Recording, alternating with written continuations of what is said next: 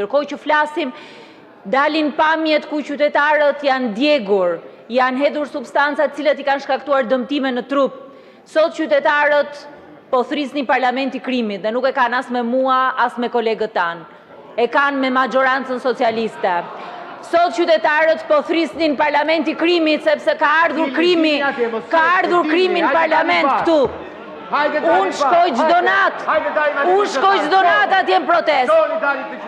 Unë shkoj çdo natë atje në protest dhe nuk më prek njeri me dorë. Provoj njëri nga ju të shkoj atje në protest. Të provoj një nga majoranca socialiste të shkoj atje.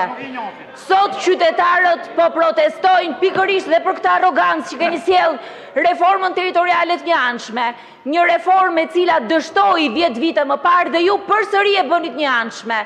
Po protestojnë edhe për këtë arrogancë kartonash që janë kundër ndarjes territoriale për interesa politike, për llogari elektorale, për llogarit pushtetit, pa u kujdesur që interesi qytetarëve, interesi pushtetit lokal, financat e pushtetit lokal, decentralizimi të jenë në krye të rendit të ditës. Përsërit njëjtin gabim që bët 10 vite më parë.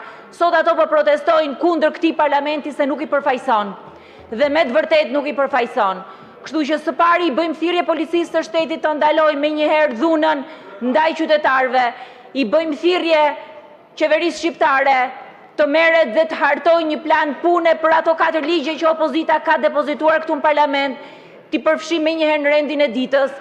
Dhe së dyti, për sa i përket reformës territoriale, zoti kryetar, kur ju keni pas vullnetin politik për gjërat përbashkëta në këtë parlament, ja kemi arritur.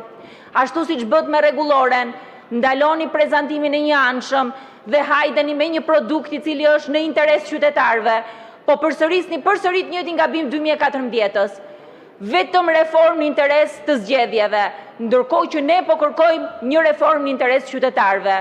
Raporti Parlamentit Evropian, raporti Komisionit Evropian, raporti i autoritetit të kongreseve lokale, të gjithë një zëri thonë të mos ketë reformë të njëanshme. Reformat e njëanshme dështojnë, kanë dështuar.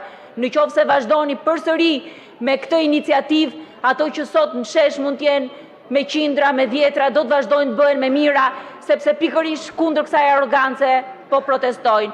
Arrogancës kartonave, arrogancës së mbi pushtetit, arrogancës së 14 viteve që i ka detyruar dalin në rrugë. Faleminderit.